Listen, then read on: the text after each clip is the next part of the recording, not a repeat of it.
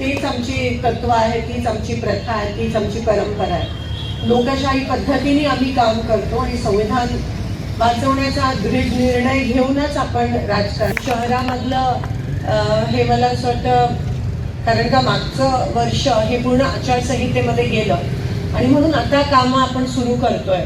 तर हे पहिल्या 10 पैकी हे प्रथम मला असं वाटतं काम आहे जे आपण अवंतीनगरमध्ये घेतलं. हा मतदारसंघ आधी जेव्हा मी आमदार होती तेव्हा शहर उत्तर आणि शहर दक्षिण हे नव्हतं माझ्या मतदारसंघात, पण आता मी दिलखुलासपणे कुठेही काम करू शकते. सुरवसेची मला कोणावर अवलंबून राहायची गरज तशी नाही आहे आणि ह्या निमित्ताने संपर्क पण वाढतो. आणि शहर उत्तरमध्ये अनेक ठिकाणी मला सगळी उणीव होती, कोणी येत नव्हतं, कोण काम करत नव्हतं आणि म्हणून आपण ती उणीव नक्कीच येणाऱ्या दिवसात भरून काढूया.